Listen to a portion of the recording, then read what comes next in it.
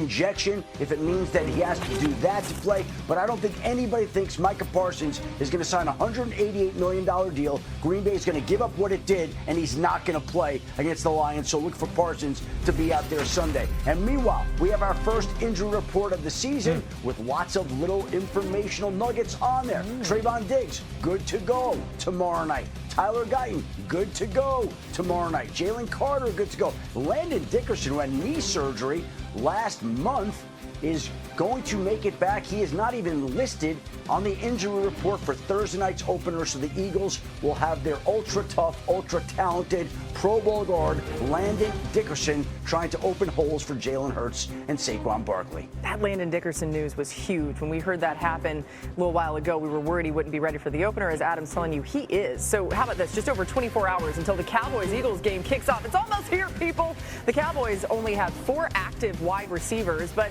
they each bring something different. CeeDee Lamb coming off another 100-catch season. The trade for George Pickens adds a magnet for those tight window throws. Kevontae Turpin, the best return man in the NFL last season, and Jalen Tolbert led the Cowboys in touchdown catches a year ago. Brian Schottenheimer was asked about Pickens and CeeDee playing together yesterday. I'm excited. I mean, I'm excited. I'm excited to watch those guys every day in practice. You know, it's fun to watch those guys. But what I love, Todd, is I love the way they feed off one another and they celebrate one another. You know, as we all know, there's one ball. You know, and the ball can't go to multiple spots on the play, and we've got a lot of really good weapons. You know, Terp's having a great, lead up to the season. We're going to run the football, we know that, and so I'm just excited for how much fun those guys have playing the game as Cowboys. Golly, it certainly looks good, even on the practice field. Dan, what can this Cowboys offense take advantage of against the Eagles tomorrow? One, take advantage of the unknown. Brian Schottenheimer hasn't been the play caller in the NFL for 5 years. And Vic Fangio, who's the defense coordinator for Philly, has been around the NFL forever, but there's not really a known of who they're going to be on offense. We've heard all offseason that they wanted to get into more formations and more shifts and more motions and different actions and play actions. The Eagles are guessing a little bit on who you are schematically. So in the game early on, see if you can get into that stuff and use tempo doing it. Use no huddle to do it, to force communication from Philly at home, and maybe that helps you offensively. And the second thing is, I would throw 80% of my passes opposite Quinyon Mitchell. The corner 2 spot, whoever's stepping in for Darius Slay, it should be Adoree Jackson. Now, Adoree Jackson's played a lot of time, a lot of games in the NFL. Certainly not in Philly. There's really only 3 proven guys in that secondary that have played a lot for Philadelphia. I would make sure that I'm taking plenty of shots opposite Quinyon Mitchell. Yeah, it's probably one of the best wide receiver duos that Philadelphia will see all season. It's one of the best, probably the entire NFL right now with the addition of George Pickens.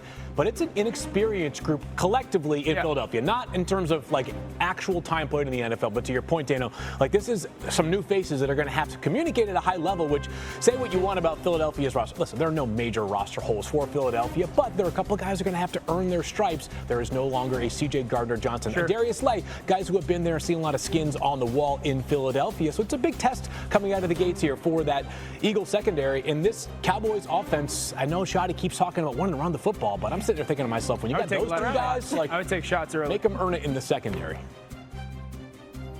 I love what both of y'all are saying about pushing the ball downfield. Your 2 best offensive weapons are your wide receivers, so it makes a ton of sense. Don't forget about Jake Ferguson either at the tight end spot, trying to exploit some things throughout the middle of the field. But this has to be a play-action balance type of situation for Dak Prescott. You lean heavily more towards the pass. That's why I'm in agreement with you all. But y'all go back and harken back to those conversations we had last year with the Dallas Cowboys. They could not find a run game at all. There needs to be some semblance of being able to do that, especially with an offensive line now that has to be a physical offensive line, and running the football is always easier for these guys. I'm not sure how many times you want to just drop straight back against Philly, especially with Jalen Carter and Nolan Smith being up there on that defensive line for them, and Jordan Davis being able to push the pocket as well. So Smith, and you look at all of these guys that they brought in at the running back position, but more important, Miles Sanders returning back to Philly after his Super Bowl year and run that he had with them. I'm looking forward to seeing them have balance for Dak in order not only to protect him, but also open up some of those downfield shots that y'all talk about with CD and George Pickens. And we know what they want to do with George Pickens. Get him one-on-one on the outside and let him big boy a defensive back down the field. That's what they call it, big boy in the DB. Big boy. By the way, you mentioned play action. Dak has the 5th best touchdown to interception ratio on play action throws since 2020, so favors him as well. New on NFL Live, Josh Allen and Lamar Jackson are preparing for their primetime showdown. They both spoke less than an hour ago on the matchup. We're bringing it to you now. Don't turn the ball over, finish drives, put our team in a great position to win. That's all. Lamar, how many times have you gone back and watched the Buffalo game at all?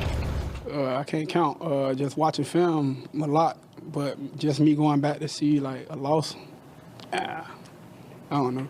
When you look at the film, what do you see? I see we could have did better. That's it. They're good. They're really good. They have a really good front, best run-stopping front in the league. On the back end, they've invested a lot of first-round picks, on their DBs and safeties. I think everybody in their back end is a first-round pick. So they've got some absolute studs over there. Their third down package is really hard to stop. It's hard to see. Luckily we'll be at home and be able to communicate a little bit better than we were early on in the season last year. And obviously we played them in the playoffs, and we understand there's going to be a lot of heightened emotions on both sides. Yeah, just in case you needed something to get you excited about today. Every person in the secondary is a first rounder. Crazy. Wow. Also, a couple MVPs ready to go at it again. Allen holds the slight edge with 3 wins, including both playoff games. Jackson's numbers are slightly better, except those turnovers, as you see there. Only one quarterback has beaten Lamar Jackson more than Josh Allen, and it's Patrick Mahomes with 5. Those 3. All right, Field. When you look at this Buffalo offense, what do you expect out of the receiver group? Because that's a question mark we've had all off. Yeah, Josh Allen proved last year he doesn't need a game-changing wide receiver to win the NFL MVP. He literally did that last year. But I am curious if there is a developmental arc for Keon Coleman that maybe puts him in play to become a guy that on third and gotta have it, red zone, short yardage, whatever it is, late in a playoff game, Josh Allen says, I'm just going to throw the ball to number 0 because he is better than the opposing team's corner who has him on that specific play. Now, Coleman, by the way, is dealing with a groin injury that he was limited in practice today as a result of. We know what Khalil Shakir is. He's Mr. Steady Eddie. He's a guy that Josh is always going to find in a pinch.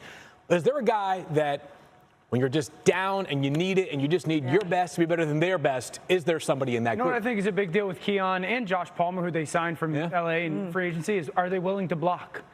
Well, in that offense. Mac was how they got into their 6 offensive lineman stuff and ran staple plays but dressed it up. And how they got into their 4x1 stuff and ran staple plays but dressed it up. Is it rinse and repeat? Is it like copy and paste this year? Or does he evolve from that stuff? Or does he throw a new formation or scheme wrinkle in there that becomes this year's version of that? Yeah, by the way, he loves to do some wrinkles. So yeah, it was great last year. Yeah. I'm interested to see what it becomes. If it ain't broke, don't fix it. By the way, good news for the Ravens defense. Cornerback Jair Alexander was practicing in some capacity today for his own tough test against the Giants defense. He spoke about his hopes for week 1 today.